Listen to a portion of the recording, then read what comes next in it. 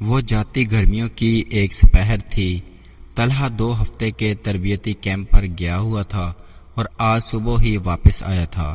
اس وقت وہ لمبی تان کر سو رہا تھا، جبکہ مزمل بھی اسی کے پاس ہی اس کے موبائل پر کارٹون دیکھتے دیکھتے سو گیا تھا۔ دوپہر کے کھانے کے بعد وہ بھی امی کے ہی کمرے میں حریم کو لے کر لیٹی تھی، مگر حریم کا سونے کا کوئی پروگرام دکھائی نہ دیتے اسے لٹا کر خود نماز پڑھی تھی۔ اور پھر کچھ ہی دیر بعد جب بادلوں نے آسمان پر ڈیرے جمائے تو ٹھنڈی ہوائیں موسم کی خبث کو زائل کرتی اسے خوشگوار بنا گئی تھی۔ ایسے میں وہ بھی امی اور حریم کو ساتھ لیے باہر لان میں آ گئی تھی۔ چائے سے لطف اٹھاتے وہ اور امی باتوں میں مگن تھیں، جب حریم بار بار ماں کی گھوری کو نظر انداز کرتے نانی کے کپ سے چائے کے چھوٹے چھوٹے سپ لیتی اور پھر ماں کو دیکھ کر کھلکھلا کر ہنستی۔ نانی کے ہوتے ہوئے اتنی عیاشی تو بنتی تھی، جبکہ ماں بھی کچھ نہیں بول پا رہی تھی۔ پچھلے 15 دن سے فارغ سے کوئی رابطہ نہیں ہوا تھا۔ وہ طلحہ کے موبائل پر ہی رابطہ کال کیا کرتا تھا یا پھر طلحہ خود سے کال کر لیتا، مگر اس کے تربیتی کیمپ پر جانے کے بعد دعا نے بھی اس سے لینڈ لائن نمبر سے بات کرنے کی کوشش نہیں کی تھی۔ مزمل باپ سے کچھ جھیپ کر ہی رہتا تھا، جبکہ حریم کی خوب بنتی تھی۔ وہی اکثر ضد کرتی تو وہ اس کی مصروفیت کا بہانہ بنا کر اسے اور کسی طرف دھیان بھٹکا کر بہلا لیا کرتی تھی۔ اس کی مثال ایسی تھی کہ جیسے کوئی خطرہ سر پر منڈلاتا دیکھ کر بھی جان کر اس سے نظریں چراتا پھرے کہ جب سر پر پڑے گی تو دیکھی جائے گی۔ جو 2-4 دن سکون سے گزر جائیں وہی غنیمت ہیں۔ وہ راہ فرار کی تلاش میں تھی، جو کہ شاید اب ممکن نہ تھا۔ وہ حریم کو گود میں لیے بیٹھی تھی جب ڈور بیل بجی تھی۔ حریم کو امی کی گود میں بٹھاتی وہ سر پر پہلے سے لیا دوپٹہ ٹھیک کرتی، مین ڈور کی جانب بڑھی تھی۔ دروازہ کھلنے پر جو چہرہ اس کو سامنے دیکھنے کو ملا تھا، اس سے روبرو ہونے کا اس نے دور دور تک نہ سوچا تھا۔ بے ساختہ دروازے کے کواڑ پر اپنی گرفت مضبوط کرتے اس نے اپنے قدم زمین پر سختی سے جمائے تھے۔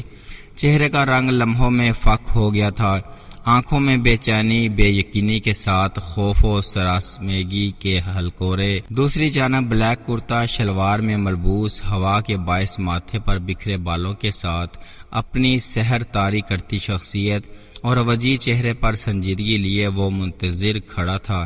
اسے دیکھ کر رنگ اس کے چہرے کا بھی متغیر ہوا تھا۔ چہرے کے تاثرات مزید پتھریلے ہوئے تھے۔ نہ جانے کتنے ہی لمحے گزرے تھے۔ کون ہے دعا؟ امی کی آواز پر وہ چونک کر ہوش کی دنیا میں واپس آئی تھی۔ فارس بہت کوشش کے باوجود وہ اپنے لہجے کی نمی پر قابو نہ رکھ پائی تھی۔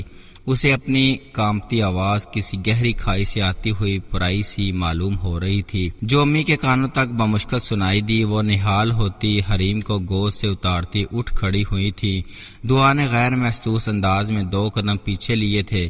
اب وہ اندر داخل ہوا تھا۔ حریم بابا کی چیخ کے ساتھ اس کی جانب دوڑی۔ بیٹی کو دیکھتے اس کے چہرے کے خد و خال میں محبت اور حلاوت گھل گئی تھی۔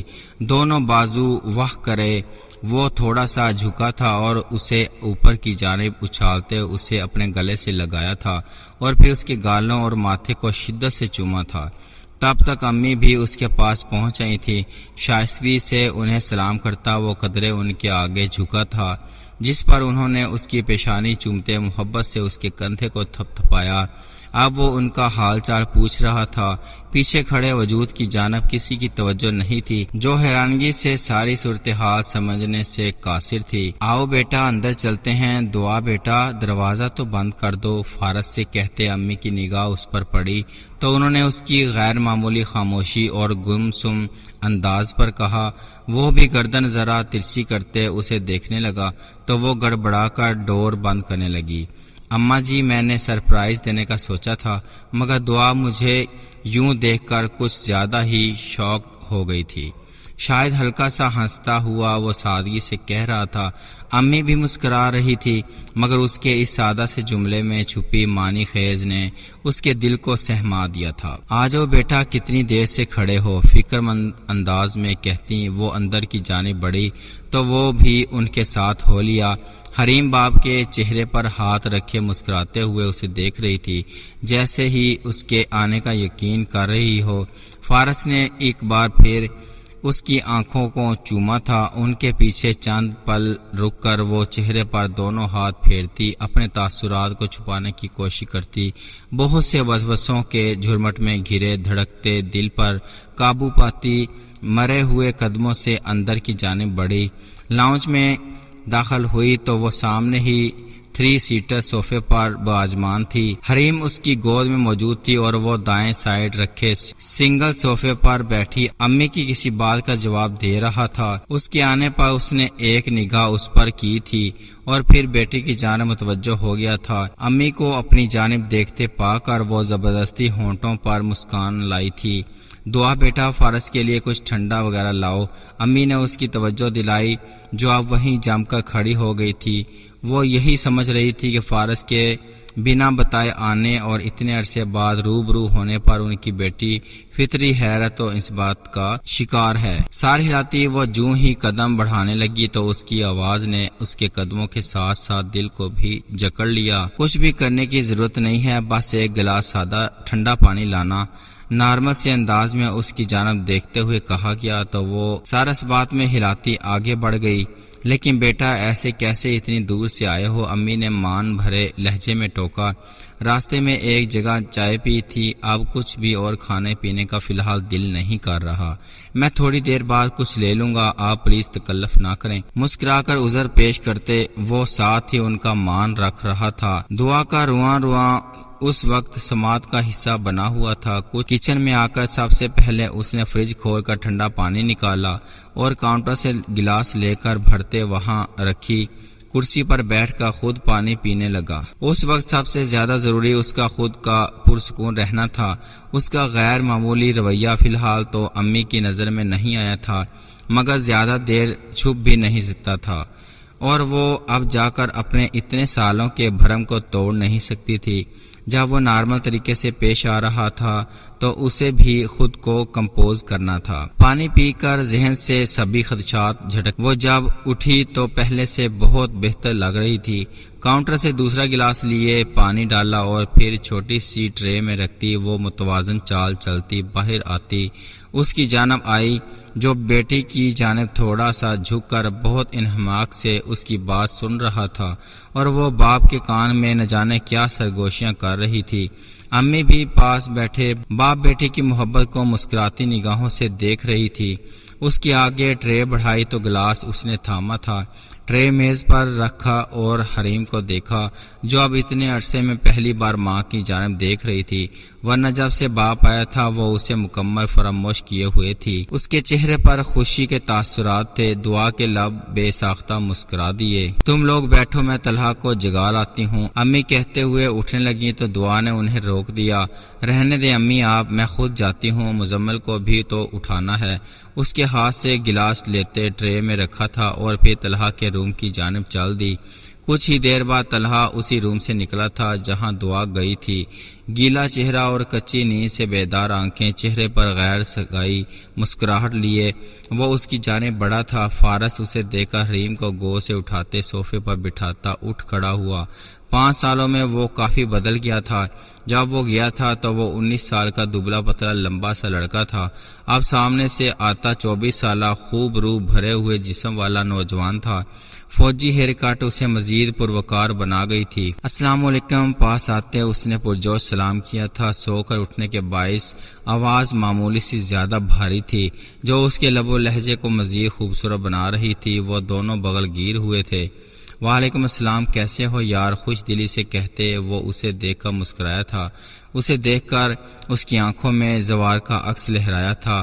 میں الحمدللہ بالکل ٹھیک ہوں، آپ سنائے، نہ کوئی اتا پتہ نہ کوئی خیر خبر۔ اس کے پاس ہی بیٹھتا وہ بولا، میں نے سوچا سرپرائز دیا جائے۔ اس کے کہنے پر وہ سر ہلا گیا اور سنائیں لگتا ہے دیار غیر کی ہوا پانی خوب راس آئی ہے، آپ کو پہلے سے زیادہ ہینڈسم اور ڈیشنگ ہو کر آئے ہیں۔ شرارت سے اسے دیکھتے وہ مسکراتے لہجے میں کہہ رہا تھا۔ امی کے سامنے اس تبصرے پر وہ جھیم سا گیا تھا اور خفیف سا ہنس دیا۔ وہ کچھ غلط بھی نہیں کہہ رہا تھا، گزرے سالوں نے اس کی وجاہت میں اور اضافہ ہی کیا تھا۔ دراز قامت اور مضبوط جسامت کے ساتھ صاف شفاف گندمی رنگت، بڑی بڑی روشن چمکتی سیاہ شفاف پانیوں سی مقناطیسی آنکھیں، ستواں مغرور ناک اور اسموکنگ نہ کرنے کی وجہ سے قدرے گلابی ہونٹ۔ بے شک وہ ایک وجیح مرد تھا، اس پر اس کا پروکار سا رکھ رکھاؤ والا انداز اسے اور پرکشش بنا دیتا تھا۔ او نو طلحہ، بری بات، ماشاءاللہ کہتے ہیں ساتھ بیٹا۔ امی نے اسے ٹوکا تو فارس ان کی اس اپنائیت پر مسکرایا تھا۔ ماشاءاللہ ماشاءاللہ، اللہ پاک نظر سے بچائے، اس کا انداز بہت شریف سا تھا۔ اور وہ اور امی ہنسنے لگے۔ تب تک دعا بھی اسی کمرے سے برآمد ہوئی تھی اور اس کے ساتھ ہی دھلا ہوا چہرہ لیے ماں کے پیچھے چھپتا مزمل تھا۔ فارس اسے دیکھ کر مسکرایا تھا، جو ماں کی اور سے شرماتے ہوئے ایک نظر اس کو دیکھ کر نظریں چرا گیا تھا۔ بابا کا شریف بچہ، یہاں آؤ۔ اس کے بازو پھیلانے پر وہ ایک نظر ماں کو دیکھتا، اس کے سر ہلانے پر شرمگین سی مسکان اپنے معصوم چہرے پر لیے اس کی آغوش میں آ سمایا۔ فارس کو سینے میں ٹھنڈک سی اترتی محسوس ہوئی۔ اولاد بھی کیا چیز ہے، انسان کو سب کچھ فراموش کروا دیتی ہے، حتیٰ کہ اپنا آپ بھی۔ کچھ دیر بعد اسے خود سے الگ کیا اور اس کا ماتھا چومتے اسے اپنے دوسرے پہلو میں بٹھایا۔ طلحہ یار، گاڑی باہر روڈ پر ہی کھڑی ہے، اسے یاد آئی تھی۔ اچھا چلیں آئیں اندر لے آتے ہیں۔ کہتے ہوئے وہ اٹھا تو فارس بھی ساتھ اٹھا، ساتھ ہی حریم بھی اٹھ کھڑی ہوئی اور مزمل کا ہاتھ پکڑے اسے بھی ساتھ لے لیا۔ اس کے اس انداز پر طلحہ اور فارس دونوں ہنسے تھے، پھر انہیں ساتھ لیے باہر کی جانب بڑھ گئے۔ دعا بیٹا، کھانے میں خاص اہتمام ہونا چاہیے، میں بھی چلتی ہوں کچن میں خود کھانا بناؤں گی۔ فارس کے لیے اسے ٹرے اٹھا کر کچن کی جانب بڑھتے دیکھ کر وہ بول رہی تھی۔ دعا نے بغور ان کا چہرہ دیکھا، کتنی خوش معلوم ہو رہی تھی۔ وہ بیٹی کا شوہر عرصے بعد گھر آیا تھا، آؤ بھگت میں کوئی کمی نہیں رہنے دینا چاہتی تھی۔ دعا سے پہلے ہی وہ کچن کی جانب بڑھ گئی تو ان کی اس قدر پھرتی پر دعا بھی مسکرا کر ان کے پیچھے چل دی۔